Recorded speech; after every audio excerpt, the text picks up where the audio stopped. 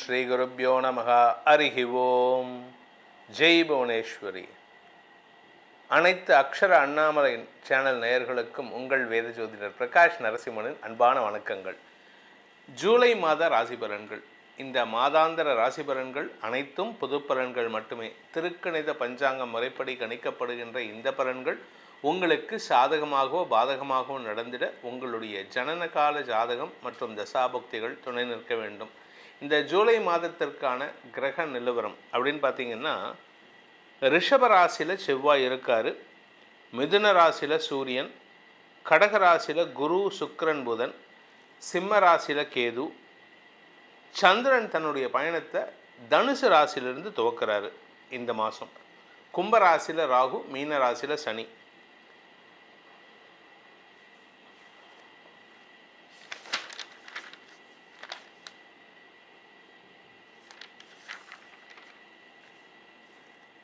இந்த மாதத்தை பொறுத்த வரைக்கும் கிரக பயிற்சிகள்னு பார்த்தீங்கன்னா ரெண்டு கிரக பயிற்சி தான். சந்திரனுடைய பயிற்சியை தவிர முதல் பயிற்சி புதன் கடகத்தில் வக்கரமாக இருக்கார். அவர் பின்னோக்கி வக்கரகதியில் பின்னோக்கி நகர்ந்து மிதுன ராசிக்குள்ளே வராரு, தன்னுடைய சொந்த வீட்டுக்குள்ளே வராரு. அதே சமயம் சூரியன், அதாவது மிதுன ராசியில் சூரியன் இருக்கார், அவர் கடக ராசிக்கு ஜூலை 16ஆம் தேதி அன்றைக்கி பயிற்சி ஆகிறார். அதாவது ஆடி மாத பிறப்பு ஜூலை 16, 2026 அன்று. அதுக்கு அடுத்தது பார்த்திங்கன்னா ஜூலை 4ஆம் தேதி அன்றைக்கி, அதாவது ஃபஸ்ட்டு ஆரம்பத்திலேயே ஜூலை 4ஆம் தேதி அன்றைக்கி சுக்கிரன் கடக ராசியிலிருந்து சிம்ம ராசிக்கு பயிற்சி ஆகிறார். ஃபஸ்ட்டு ஜூலை 4ஆம் தேதி அன்றைக்கி சுக்கிரன் பயிற்சி, ஜூலை 7ஆம் தேதி அன்றைக்கி புதன் வக்கர பயிற்சி, ஜூலை 16ஆம் தேதி அன்றைக்கி சூரியன் பயிற்சி. இந்த 3 பயிற்சிகள் தான் இந்த மாதம் நடக்க போகிறது. இதை தவிர சந்திரன் தன்னுடைய பயணத்தை 2 நாளைக்கு ஒரு தடவை மாற்றிட்டுருக்காரு. இந்த மாதத்தில் முக்கியமான நாட்கள் அப்படின்னு பார்த்தீங்கன்னா, ஜூலை 14ஆம் தேதி அன்னைக்கு 14th ஜூலை அமாவாசை. அதாவது அமாவாசை ஆனி மாதத்தில் வரக்கூடிய அமாவாசை. அதுக்கப்புறம் தட்சிணாயன புண்ணிய காலம், அதாவது வருஷத்தை 2ஆக பிரிப்பாங்க. 6 மாதம், அயனம்னு பேர் அதுக்கு. தட்சிணாயனம், உத்தராயணம்னு. அதாவது சூரியன் தெற்கு நோக்கி தன்னுடைய பயணத்தை செய்யக்கூடிய காலம் தட்சிணாயன புண்ணிய காலம். அது என்றைக்குன்னு பார்த்தீங்கன்னா ஆடி மாத பிறப்பன்று ஜூலை 16ஆம் தேதி அன்றைக்கி நடக்கிறது. ஆடி மாத பிறப்பு ஜூலை 17லேருந்து 3 நாட்கள், ஜூலை 17, 18, 19 ஆகிய 3 நாட்கள் நதி ரஜஸ்வலான்ட்டு பேர். எப்படி பெண்களுக்கு மாசாந்திர தீட்டு 3 நாட்கள் வருமோ, அது மாதிரி வருஷ தீட்டு இந்த நதிகளுக்கு 3 நாட்கள் வரும். அதுதான் இந்த நதி ரஜஸ்வலா 3 நாட்கள். அந்த 3 நாட்களில் நதி நீராடல் தவிர்ப்பது புத்திசாலித்தனம். சாதுர்மாசிய விரதம் இந்த மாதம் 26ஆம் தேதி, ஜூலை மாதம் 26ஆம் தேதி அன்னைக்கு சாதுர்மாசிய விரதம் ஆரம்பம். சன்னியாசிகள் குருமார்களுக்கெல்லாம் நம்ம விரதம் இருக்கிறது. 27ஆம் தேதி அன்னைக்கு வாஸ்து நாள், 29 பௌர்ணமி அன்னைக்கு வியாச பூர்ணிமா. இந்த மாதத்தில் உங்களுக்கான பலன்கள் எப்படி, உங்கள் ராசிக்கான பலன் எப்படின்னு பார்க்க போகிறோம். வாருங்கள் ஆராய்வோம். ரிஷப ராசி.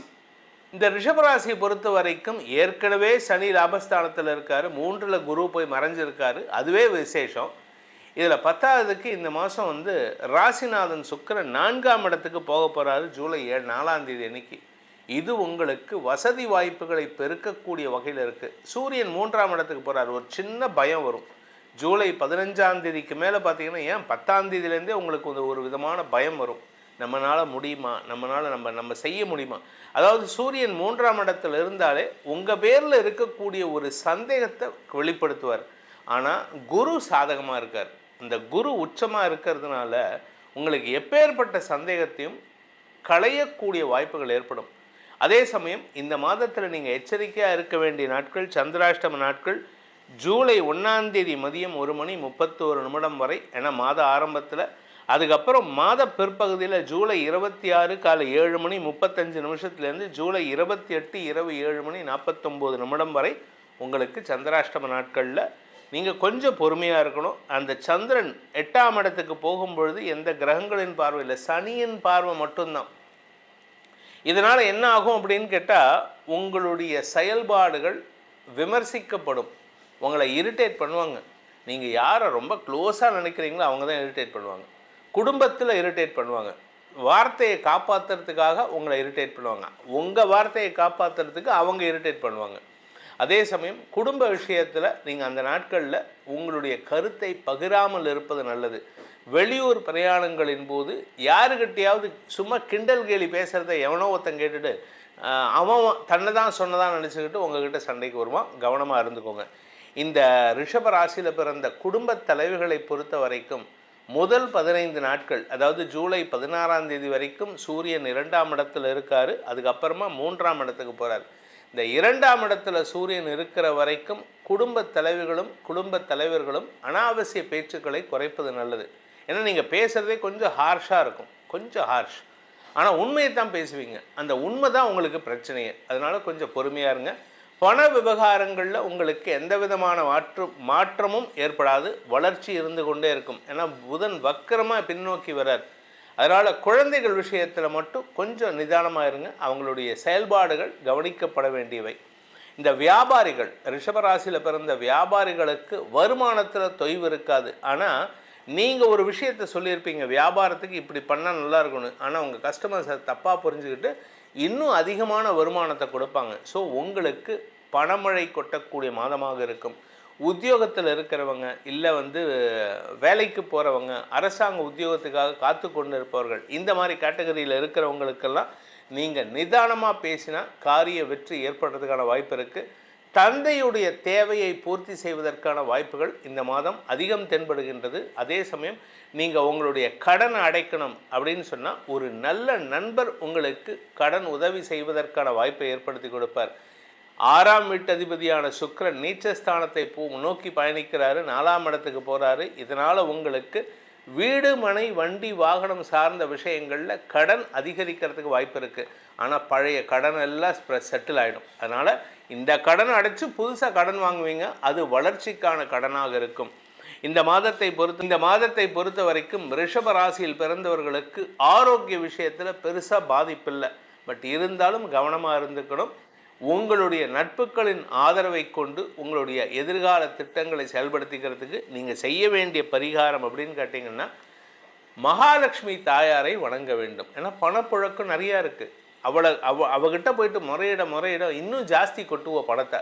ஸோ கனகதாரா ஸ்தோத்திரத்தை சொல்லி வழிபடுவது, ஸ்ரீ சூக்த மந்திரம், வேத மந்திரம் ஸ்ரீ சூக்தம் பாராயணம் செய்வது, மகாலட்சுமிக்கு குங்கும அர்ச்சனை செய்து அந்த குங்குமத்தை ஆண்கள் பெண்கள் இருவரும் நெத்தியில் இட்டுக்கொள்வது பண வசியத்தை ஏற்படுத்தும். இந்த ஜூலை மாதம் உங்கள் ராசிக்கு எப்படி இருக்குங்கிற பலன்களை நம்ம பார்த்தோம். ஆனால் இது பொதுவான பலன். அதாவது ராசிக்குங்கிறது பொதுவான பலன். உங்கள் ஜாதகத்துக்கு லக்னத்துக்கு இந்த பலன்கள் எப்படி அமையும் அப்படின்னு தெரிஞ்சுக்கணுன்னு விருப்பம் இருக்கிறவங்க கீழே கொடுக்கப்பட்டுள்ள நமது தொலைபேசி எண்களில் நேரடியாக வருவதற்கு ஒரு நம்பர் 80ன்னு ஆரம்பிக்கிற நம்பர் நேரடி அப்பாயின்மெண்ட்டுக்கு, 72 ஆரம்பிக்கிற நம்பர் வாட்ஸ்அப்பில் ஃபோனில் கான்டாக்ட் பண்ணி கன்சல்ட் பண்ணுறதுக்கு. இந்த 2 நம்பர்கள்லையும் நீங்கள் தொடர்பு கொண்டு அப்பாயின்மெண்ட் ஃபிக்ஸ் பண்ணிவிட்டு உங்களுடைய ஜாதகத்துக்கான பலன்களை தெரிந்து கொள்ளலாம். இதனால் உங்களுடைய எதிர்காலம் வளமாக இருப்பதற்கு உதவியாக இருக்கும் என்பதை சொல்லி உங்கள் அனைவருக்கும் நல்வாழ்த்துக்களை தெரிவித்துக்கொண்டு உங்களிடமிருந்து விடைபெறுவது உங்கள் வேத ஜோதிடர் பிரகாஷ் நரசிம்மனின் அன்பான வணக்கங்களுடன். நன்றி, வணக்கம்.